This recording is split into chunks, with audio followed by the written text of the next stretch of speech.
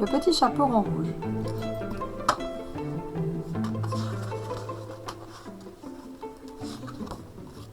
Il était une fois une charmante petite fille que tout le monde aimait au premier regard. Sa grand-mère, qui l'adorait plus que tous, lui avait donné un petit chaperon de velours rouge. Comme il était joli, comme il lui allait bien, la fillette ne voulut plus porter autre chose, et on l'appela désormais le petit chaperon rouge.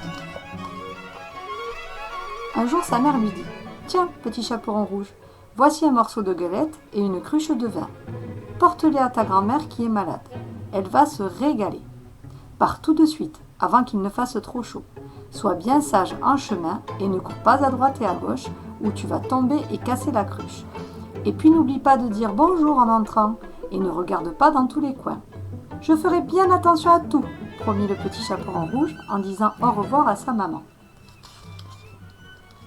La grand-mère habitait à une bonne demi-heure du village, tout là-bas dans la forêt. Et la fillette était à peine entrée dans la forêt qu'elle rencontrait le loup. Comme elle ne savait pas quel méchant animal c'était, elle n'eut pas peur du tout. « Bonjour, petit chaperon rouge, » dit le loup. « Bonjour, loup. Où vas-tu de si bon matin ? J'ai ma grand-mère qui est malade, je lui apporte du vin et de la galette. »« Et où habite-t-elle, ta grand-mère, petit chaperon rouge ?» demanda le loup. « Plus loin dans la forêt, à un quart d'heure d'ici, sous les grands chênes, se trouve sa maison. » Tout en faisant un bout de chemin avec le petit chaperon rouge, le loup pensait « un vrai régal cette fillette, tendre et dodue comme il faut. Elle sera bien meilleure que la grand-mère. Ah vraiment, il faut que je trouve une ruse pour les dévorer toutes les deux. »« Comment ?» dit-il soudain en s'arrêtant. « Tu ne regardes même pas toutes ces jolies fleurs dans le sous-bois ? On dirait aussi, petit chaperon rouge, que tu n'entends pas les oiseaux. Mais profite donc de la forêt, tout est tellement gai ici. » Le petit chaperon rouge leva les yeux et vit danser les rayons du soleil entre les arbres, et puis partout, partout, des fleurs qui brillaient. « Si j'en faisais un bouquet pour ma grand-mère, se dit-elle, cela lui ferait plaisir, il est tôt, j'ai bien le temps d'en cueillir. » Et elle quitta le chemin pour chercher des fleurs dans le sous-bois. Une par-ci, l'autre par-là, la plus belle était toujours un peu plus loin, et encore plus loin, à l'intérieur de la forêt. Le loup, pendant ce temps, courait tout droit à la porte de la grand-mère et frappait à la porte.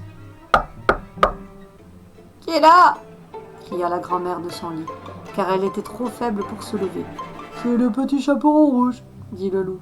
« Je t'apporte de la galette et du vin. Ouvre-moi. »« Tire la bobinette et la chevillette, chéra !» Le loup tira le loquet, poussa la porte, courut au lit de la grand-mère et la mangea. Puis il mit sa chemise de nuit, s'enfouit la tête sous son bonnet de dentelle, se coucha dans son lit et tira les rideaux. Le petit chaperon rouge avait couru de fleur en fleur et son bouquet était maintenant si gros qu'elle pouvait à peine le porter. Alors elle pensa à sa grand-mère et se remit bien vite en chemin pour aller chez elle. La porte était ouverte. Quand elle fut dans la chambre, elle eut une drôle d'impression. Tout lui semblait bizarre. Elle dit bonjour. Et comme personne ne répondait, elle s'avança jusqu'au lit et écarta les rideaux. La grand-mère était là, couchée, avec son bonnet qui lui cachait presque toute la figure. Elle avait un air étrange. « Oh, grand-mère, comme tu as de grandes oreilles !»« C'est pour mieux t'entendre, mon enfant. »« Oh, grand-mère, comme tu as de grands yeux !»« C'est pour mieux te voir, mon enfant. »« Oh, grand-mère, comme tu as de grandes mains !»« C'est pour mieux te prendre, mon enfant. »« Oh, grand-mère, comme tu as de grandes dents !»« C'est pour mieux te manger !» dit le loup, qui bondit hors du lit et avala le petit chaperon rouge. Repu, le loup retourna se coucher et s'endormit. Il se mit à ronfler si fort qu'un chasseur qui passait devant la maison l'entendit. « Comment se fait-il que la vieille femme ronfle si fort ?» se dit-il. « Allons voir si elle n'a besoin de rien. » Il entra et vit le loup couché dans le lit. « C'est ici que je te trouve, vieille canaille !» dit le chasseur en épaulant son fusil. « Voilà un moment que je te cherche !» Et il allait tirer, quand tout à coup, l'idée lui vint que le loup avait pu manger la grand-mère et qu'il était peut-être encore temps de la sauver.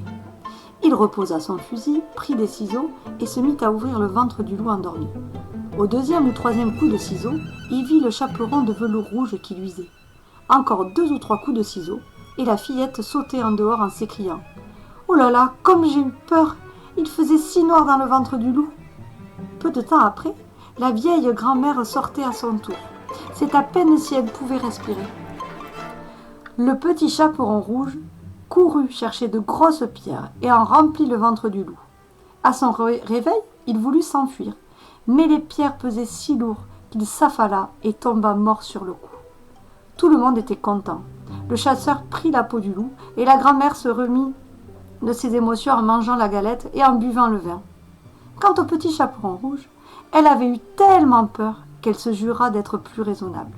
C'était sûr, à l'avenir, plus jamais elle ne quitterait le chemin pour aller courir dans les bois. L'histoire est finie.